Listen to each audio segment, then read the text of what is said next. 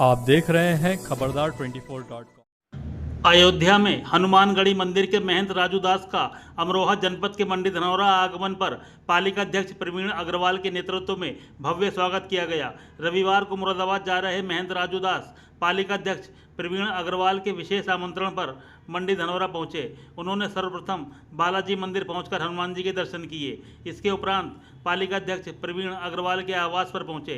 यहां भाजपा के जिला उपाध्यक्ष शरद गर्ग एवं मंडल अध्यक्ष गौरव अग्रवाल ने भी पार्टीजनों के साथ उनका जोरदार अभिनंदन किया। पालिका अध्यक्ष प्रवीण अग्रवाल ने अपनी पत्नी सोनिया अग्रवाल के संग अयोध्या में हनुमानगढ़ी मंदिर के महंत राजू दास की आरती उतारकर स्वागत किया। यहां पत्रकारों से बातचीत में महंत राजू दास ने कहा कि हम सनातन के प्रचारक हैं। उन्होंने वक्फ बोर्ड को बकवास बोर्ड की संज्ञा दी। सनातन बोर्ड के गठन की मांग पर बोले कि जब बकवास बोर्ड को समाप्त कर दिया गया है तो तत्काल सनातन बोर्ड का गठन हो जाना चाहिए था। हिंदुओं को एकजुट होने को कहा। जनसंख्या नियंत्रण पर कहा कि हिंदुओं को भी अपनी जनसंख्या बढ़ानी चाहिए। 3 पीढ़ी 73 बच्चे वालों की संख्या बढ़ती जा रही है। इस मौके पर सभासद राजू बादशाह, दुलीचंद गिहार, गुरुवचन सतीश, विवेक चौधरी एडवोकेट, राजीव उपाध्याय, गीतेश अग्रवाल, शैंकी, प्रत्यक्ष शर्मा, देवेश तंवर, मधुसूदन अग्रवाल आदि भी मौजूद रहे। खबरदार 24.com के लिए अभी सरकार ने वक्फ बोर्ड बिल पास करा है, तो इसको लेके आपका क्या कहना है, क्या विचार है, वो थोड़ा बता दीजिएगा।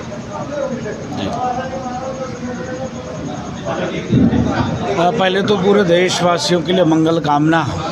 हमारे जगतगुरु रामानंदाचार्य भगवान ने कहा था, जात पात पूछे न कोई, हरि को भजे स हरि को भजे होई। हम लोग सनातन के प्रचारक हैं और सभी भारत में रहने वाले जितने भी मानव हैं सबको हिंदू बनाने का प्रयास है। सभी मानव को मैं कह रहा हूँ, आतंकवादियों का नहीं, मानव को हिंदू बनाने का प्रयास है। अभी बकवास बोर्ड को समाप्त किया है ना। और बकवास बोर्ड, देखिए दुर्भाग्य है कि बकवास बोर्ड के पक्ष में 232 सांसद थे और अभी भी एक दूषित मानसिकता का सांसद है जो सुप्रीम कोर्ट में चैलेंज करने की बात करता है। आप बताओ, अभी तो ये स्थिति है, जिस दिन 20 करोड़ से कहीं 30, 40, 50, 100 हो गया, तो जिस प्रकार से सीरिया, ईरान, इराक, लेबनान में एक भी मानव नहीं है, उसी प्रकार से भारत में भी स्थिति उत्पन्न होने के कगार पर हो जाएगा। इसके नाते सभी हिंदू गर्व को हम हिंदू हैं, गर्व को हम सनातनी हैं, गर्व को हम राष्ट्रवादी हैं। सड़ी हुई जातिवादी मानसिकता से दूर हटकर सभी हिंदू एक होकर एक मंच पे आके और भारत माता की जयकारा के साथ आगे बढ़ना पड़ेगा। दरबार की जय। जी, सनातन बोर्ड के गठन की मांग उठाई जा रही है, क्योंकि आप भी जो है अयोध्या से जुड़े हुए हैं, एक त्रिमुख मंदिर से महंत हैं आप, तो सनातन बोर्ड के गठन को लेकर क्या कहना है आपका? मतलब होना चाहिए, क्या स्थिति है? तत्काल भारत को हिंदू राष्ट्र घोषित हो जाना चाहिए, बाकी सब खत्म हो जाएगा। सनातन बोर्ड का गठन होना चाहिए। देखिए, जब आपने बकवास बोर्ड को समाप्त करके मुसलमानों को इतनी सहूलियत प्रदान की है, अलग से उनको व्यवस्था दी है, तो तत्काल सनातन बोर्ड का गठन हो जाना चाहिए था। धर्म के आधार पर देश का बंटवारा होना, उसी दिन भारत को हिंदू राष्ट्र बनाकर कार्य करना चाहिए था। लेकिन तथा कथित सेकुलर अपने आप को कहने वाली पार्टियां, वो सिर्फ एक कौम, एक मजहब, एक संप्रदाय को ही लेकर आगे बढ़ते थे। लेकिन मैं आभार व्यक्त करता हूं देश के सभी प्रधानमंत्री जी का, धन्यवाद व्यक्त करता हूं भाई मोटा भाई का, और कोट कोट साधुवाद व्यक्त करता हूं उत्तर प्रदेश के सभी मुख्यमंत्री योगी आदित्यनाथ जी महाराज का, कि नहीं तो यही प्रदेश था, दंगा प्रदेश हुआ करता था, आज यही प्रदेश है। धीरे धीरे अभी इन्होंने कहा कि मुख्यमंत्री जी ने इस मंदिर प्रांगण को 2 करोड़ रुपया और ज़मीन कब्जा कौन किया था, तो सब के सब राक्षस लोग ज़मीन कब्जा किए थे, उसे मुक्त किया राक्षसों से लड़के। तो कहने का मतलब ये है कि चुनाव अच्छे व्यक्ति का करो, चुनाव अपने व्यक्तियों का करो, चुनाव राष्ट्रवादियों का करो, चुनाव सनातनवादियों का करो, चुनाव परिवारवादियों का मत करो। महाराज जी, जनसंख्या नियंत्रण कानून के बारे में क्या? मैं तो कहता हूँ हिंदुओं को 3 जो है वो जनसंख्या हिंदुओं को बढ़ाना चाहिए।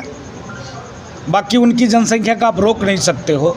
जब तक इस्लामिक जो किताब है उस पर आप बैन नहीं करोगे, उस पर करेक्शन नहीं करोगे, तब तक आप उनकी जनसंख्या को नहीं रोक सकते। 3 बीबी 73 बच्चे करेंगे ही करेंगे। 8 बाई 10 के कमरे में रहेंगे, 3 बीबी 73 बच्चे करेंगे ही। समस्या है कि हम सनातनी हिंदू राम भक्त सिर्फ 1 से 2 में भी लोहा लेते हो, इससे काम नहीं चलेगा। इसके नाते भारत सरकार को तत्काल ठोस निर्णय लेना चाहिए और जो 3 बीबी 73 बच्चे वाले हैं उनको वोट देने का राइट ख़त्म।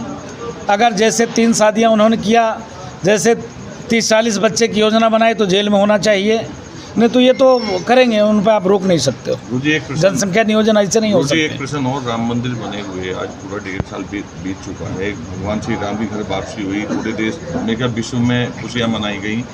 अब वर्तमान में लेकिन अब अभी पीछे लोकसभा चुनाव हुआ, भाई अयोध्या से भाई भाजपा ने भाई मंदिर दिलाया 400-500 साल बाद। आज मतलब एक नई क्रांति का संचार हुआ, लोगों में पता चला भगवान श्री राम घर वापस आए।